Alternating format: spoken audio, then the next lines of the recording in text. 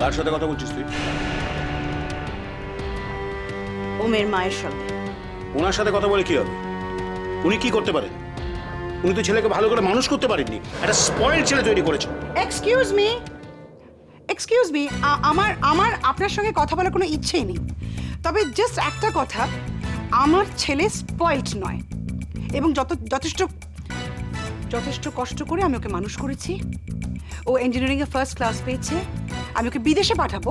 He has a bright career ahead of him. যেখানে খুশি আপনার ছেলেকে পাঠান, তো তোরাকে রেখে যেতে বলবেন। জাহান্নামে যাক আপনার ছেলে, তোরাকে যেন রেখে যায়। Strange people. আমি যাব ওখানে। কোথায় যাবি তুই? আমি প্রিয়দর্শিনীর কাছে যাব। তুই সত্যি ওখানে যাবি? হ্যাঁ, আমি ওখানে যাব। দাদা তুই এখন যাস না, তোর মাথা গরম হয়ে আছে। বনি, আমি ওখানে যাব। আমি রায়গঞ্জে গিয়ে প্রিয়দর্শিনীকে খুঁজে বার করব এবং ওর কাছে জানতে চাইবো আয়ুষ কোথায়, কেন আমার ছেলেকে লুকিয়ে রেখেছে। তোর ছেলেই কিন্তু ওর মাকে ফোন করেছে। না মনি, তুই জানিস না এটা প্রিয়দর্শিনীর প্ল্যান। তুই ওকে চিনিস না। ও নিজের স্বার্থের জন্য সবকিছু করতে পারে। I hate that woman.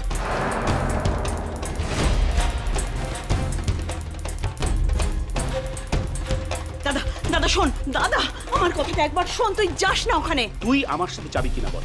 হ্যাঁ যাবো, কিন্তু তার আগে তুই আমার কথাটা শোন। তুই আমার সাথে যাবি কিনা এটা বল।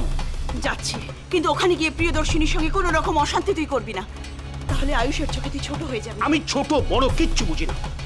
আমি প্রথমে আয়ুষকে খুঁজে বার করব, তারপর তোরাকে খুঁজে বার করব। দুজনকে নিয়ে তারপর এদেশ ছেড়ে চলে যাব। I want to leave this country. কিন্তু আমার ছেলেকে ফেলে রেখে আমি বিদেশে যাব না। কিন্তু তোর ছেলেই তো বলেছে দুজনকে না নিয়ে ও বিদেশে যাবে না। কোন দুজন? একজন তোরা, আর একজন আয়ুষের মা, তোর বউ।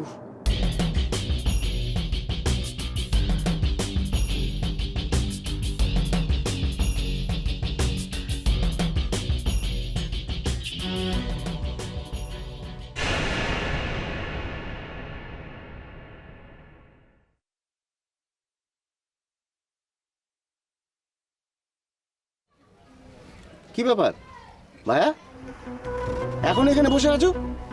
বাড়ি যাওনি? তোমার যে বললাম আজকে দিদিমণি আর রুগী দেখবেন না, তবু তুমি বসে আছো।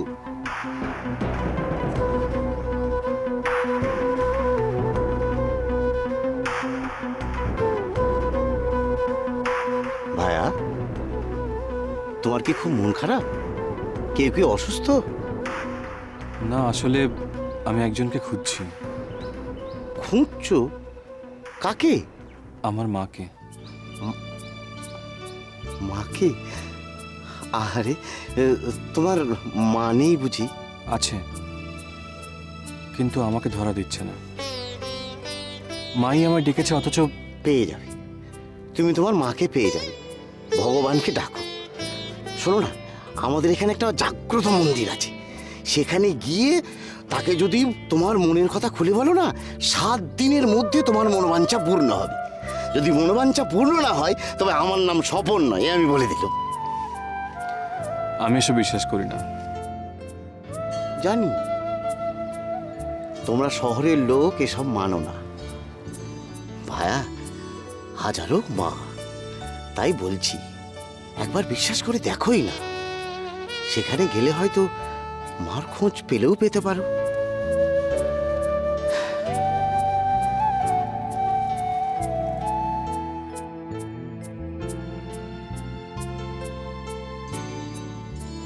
একবার মন্দিরটা ঘুরেই আসি, যদি সত্যি সত্যি মায়ের খোঁজ পেয়ে যায়।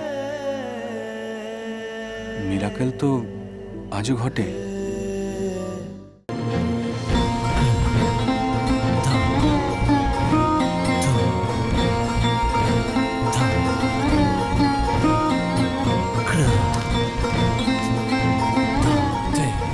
ঠাকুরমশাই, হ্যাঁ ঠাকুরমশাই, আমরা আমরা বিয়ে করতে চাই। বিয়ে কেন এখানে এখানে বিয়ে হয় না? করে মাঝে মধ্যে, এখানে সেরকম বিয়ের কোনো আয়োজন হয় না। দেখুন আমি কিছু জানি না, প্লিজ আপনাকে বিয়ের ব্যবস্থা করতে হবে। কিন্তু তার জন্য তো অনেক কিছু জোগাড় যন্ত্র করতে হবে। আপনি যা করার করুন, আমরা এক্ষুনি বিয়ে করব। পালিয়ে এসছো বুঝি?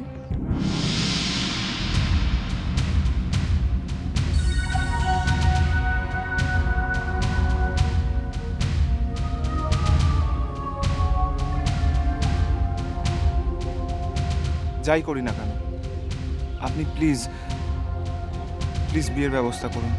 সে নয় করছি, মোটা দক্ষিণা লাগবে।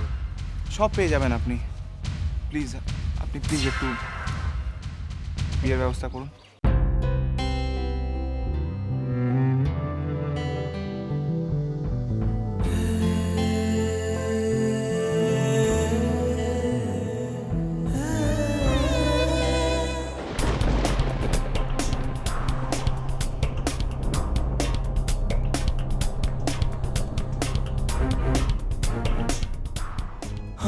আমি একাধার জীবন, ভালো বাসাই বিবর্ণ রং।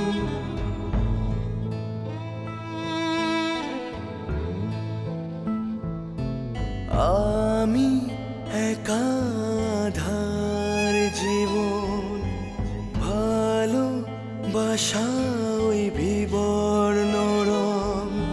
পৃথিবী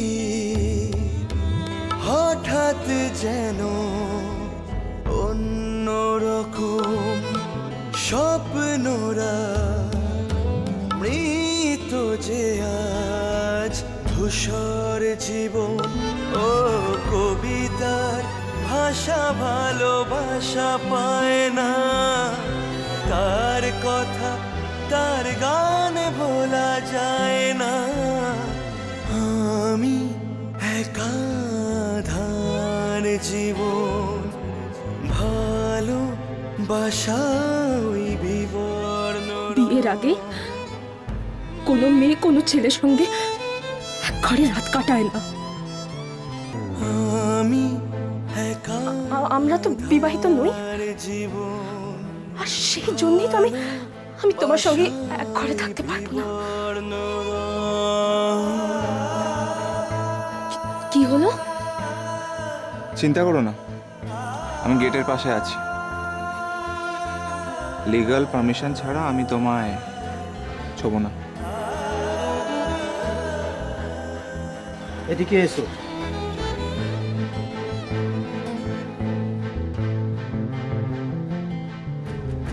শোনো না, আমাদের এখানে একটা জাগ্রত মন্দির আছে, সেখানে গিয়ে তাকে যদি তোমার মনের কথা খুলে বলো না, 7 দিনের মধ্যে তোমার মনোবাঞ্ছা পূর্ণ হবে।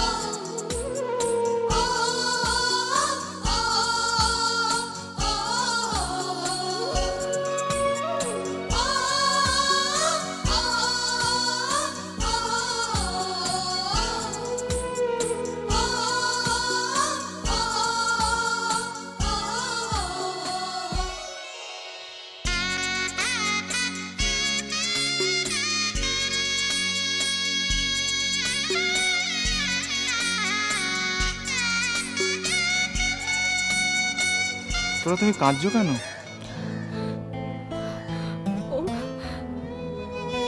এভাবে এভাবে মা বাবাকে না জানিয়ে বিয়ে করাটা ঠিক হচ্ছে না। তোরা দু নৌকায় পা দিয়ে চলা যায় না। হয় তুমি তোমার মা বাবাকে বাঁচো, না হয় আমাকে। কাকে বাঁচবে তুমি?